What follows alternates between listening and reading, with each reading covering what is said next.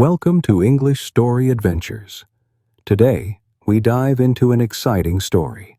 Get ready for mystery, intrigue, and unforgettable storytelling. Two Big Bears. Then one day, Pa said that spring was coming. In the big woods, the snow was beginning to thaw. Bits of it dropped from the branches of the trees and made little holes in the softening snowbanks below.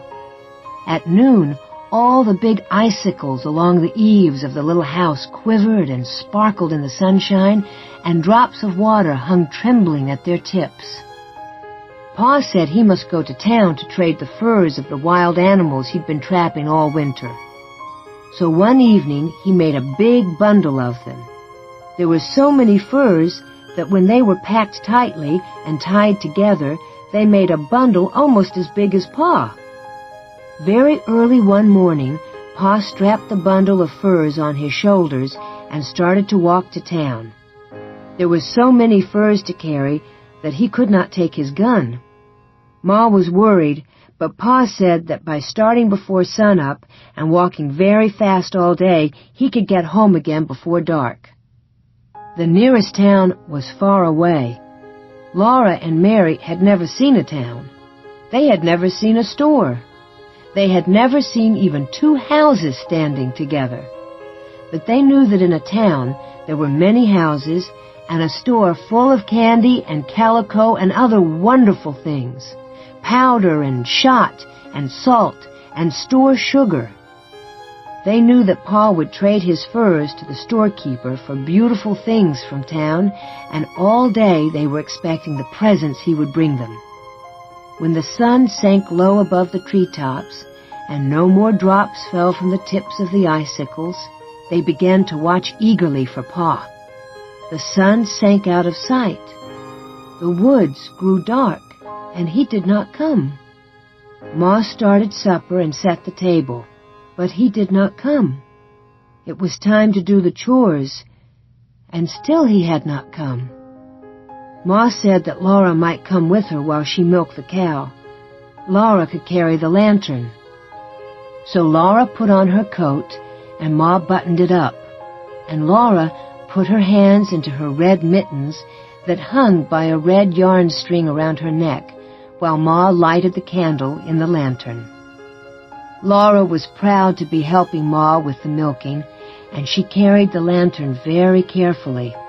Its sides were of tin, with places cut in them for the candlelight to shine through.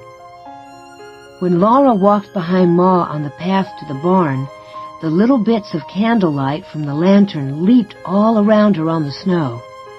The night was not yet quite dark. The woods were dark, but there was a gray light on the snowy path, and in the sky there were a few faint stars. The stars did not look as warm and bright as the little lights that came from the lantern. Laura was surprised to see the dark shape of Suki, the brown cow, standing at the barnyard gate. Ma was surprised too. It was too early in the spring for Suki to be let out in the big woods to eat grass. She lived in the barn, but sometimes on warm days, Pa left the door of her stall open so she could come into the barnyard. Now Ma and Laura saw her behind the bars waiting for them. Ma went up to the gate and pushed against it to open it, but it did not open very far because there was Suki standing against it. Ma said, "Suki, get over." She reached across the gate and slapped Suki's shoulder. Just then, one of the dancing little bits of light from the lantern jumped between the bars of the gate, and Laura saw long, shaggy black fur and two little glittering eyes. Suki had thin, short brown fur. Suki had large, gentle eyes. Ma said, "Laura, walk back to the house."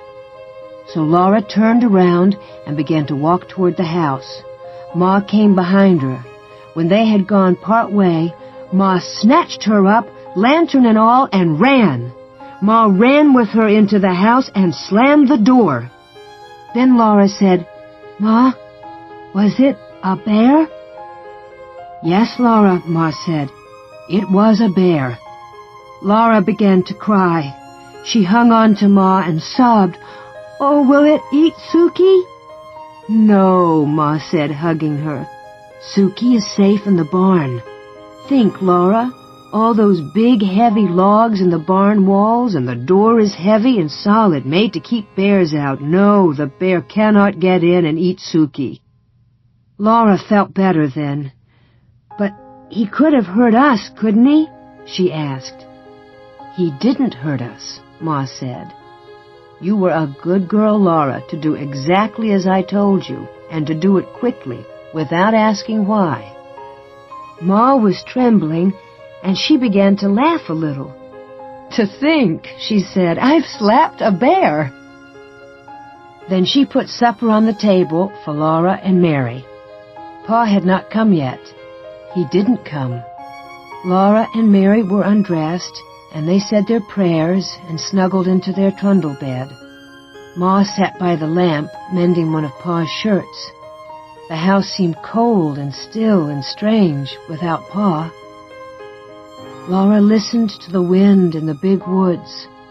All around the house the wind went crying as though it were lost in the dark and the cold. The wind sounded frightened. Ma finished mending the shirt. Laura saw her fold it slowly and carefully. She smoothed it with her hand. Then she did a thing she had never done before. She went to the door and pulled the leather latch string through its hole in the door so that nobody could get in from outside unless she lifted the latch. She came and took Carrie, all limp and sleeping, out of the big bed. She saw that Laura and Mary were still awake, and she said to them, "Go to sleep, girls. Everything is all right. Pa will be here in the morning." Then she went back to her rocking chair and sat there rocking gently and holding baby Carrie in her arms. She was sitting up late, waiting for Pa, and Laura and Mary meant to stay awake too till he came. But at last they went to sleep. In the morning, Pa was there. He had brought candy for Laura and Mary and 2 pieces of pretty calico to make them each a dress. Mary's was a china blue pattern on a white ground, and Laura's was dark red with little golden brown dots on it. Ma had calico for a dress, too. It was brown with a big feathery white pattern all over it. They were all happy because Pa had got such good prices for his furs that he could afford to get them such beautiful presents. The tracks of the big bear were all around the barn, and there were marks of his claws on the walls, but Suki and the horses were safe inside. All that day the sun shone, the snow melted, and little streams of water ran from the icicles, which all the time grew thinner. Before the sun set that night, the bear tracks were only shapeless marks in the wet, soft snow. After supper, Pa took Laura and Mary on his knees and said he had a new story to tell them. The story of Pa and the Bear in the Way. "When I went to town yesterday with the furs, I found it hard walking in the soft snow. It took me a long time to get to town, and other men with furs had come in earlier to do their trading. The storekeeper was busy, and I had to wait until he could look at my furs. Then we had to bargain about the price of each one, and then I had to pick out things I wanted to take and trade. So it was nearly sundown before I could start home. I tried to hurry, but the walking was hard and I was tired, so I had not gone far before night came, and I was alone in the big woods without my gun. There were still 6 miles to walk, and I came along as fast as I could. The night grew darker and darker, and I wished for my gun because I knew that some of the bears had come out of their winter dens. I had seen their tracks when I went to town in the morning. Bears are hungry and cross at this time of year. You know they've been sleeping in their dens all winter long with nothing to eat, and that makes them thin and angry when they wake up. I did not want to meet one. I hurried along as quick as I could in the dark. By and by, the stars gave a little light. It was still black as pitch where the woods were thick, but in the open places I could see dimly. I could see the snowy road ahead a little way, and I could see the dark woods standing all around me. I was glad when I came into an open place where the stars gave me this faint light. All the time I was watching as well as I could for bears. I was listening for the sounds they make when they go carelessly through the bushes. Then I came again into an open place, and there, right in the middle of my road, I saw a big black bear. He was standing up on his hind legs looking at me. I could see his eyes shine. I could see his pig snout. I could even see one of his claws in the starlight. My scalp prickled and my hair stood straight up. I stopped in my tracks and stood still. The bear did not move. There he stood looking at me. I knew it would do no good to try to go around him. He would follow me into the dark woods where he could see better than I could. I did not want to fight a winter-starved bear in the dark. Oh, how I wished for my gun!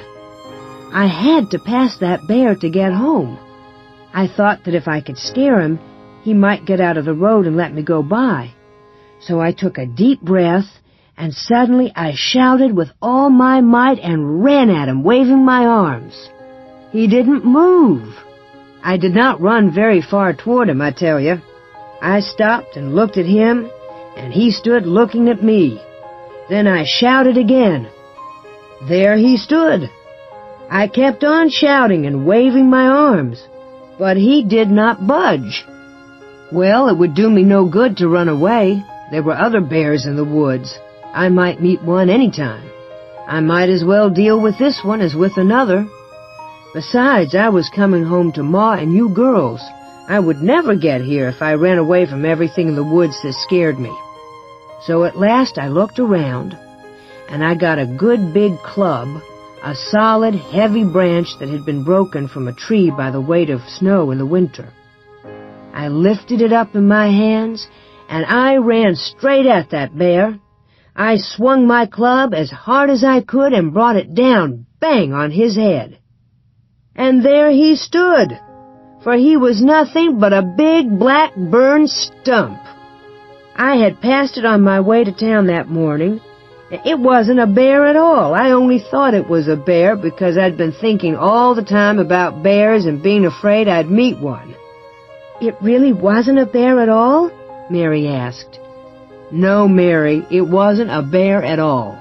There I had been yelling and dancing and waving my arms all by myself in the big woods trying to scare a stump. Laura said, Ours was really a bear, but we were not scared because we thought it was Suki. Pa did not say anything, but he hugged her tighter. Ooh, that bear might have eaten Ma and me all up, Laura said, snuggling closer to him. But Ma walked right up to him and slapped him, and he didn't do anything at all. Why didn't he do anything? I guess he was too surprised to do anything, Laura, Pa said. I guess he was afraid when the lantern shone in his eyes, and when Ma walked up to him and slapped him, he knew she wasn't afraid. Well, you were brave too, Laura said. Even if it was only a stump, you thought it was a bear. You'd have hit him on the head with a club if he'd been a bear, wouldn't you, Pa? Yes, said Pa, I would. You see, I had to. Then Ma said it was bedtime. She helped Laura and Mary undress and button up their red flannel nightgowns. They knelt down by the trundle bed and said their prayers. Now I lay me down to sleep. I pray the Lord my soul to keep. If I should die before I wake, I pray the Lord my soul to take. Ma kissed them both and tucked the covers in around them. They lay there a while, looking at Ma's smooth parted hair and her hands busy with sewing in the lamplight. Her needle made little clicking sounds against her thimble, and then the thread went softly swish through the pretty calico that Pa had traded furs for. Laura looked at Pa, who was greasing his boots. His mustaches and his hair and his long brown beard were silky in the lamplight, and the colors of his plaid jacket were gay. He whistled cheerfully while he worked, and then he sang, "The birds were singing in the morning, and the myrtle and the ivy were in bloom, and the sun o'er the hills was a-dawning. 'Twas then that I laid her in the tomb." It was a warm night. The fire had gone to coals on the hearth, and Pa did not build it up. All around the little house in the big woods, there were little sounds of falling snow, and from the eaves there was the drip, drip of the melting icicles. In just a little while, the trees would be putting out their baby leaves, all rosy and yellow and pale green, and there would be wildflowers and birds in the woods. Then there would be no more stories by the fire at night, but all day long, Laura and Mary would run and play among the trees, for it would be spring.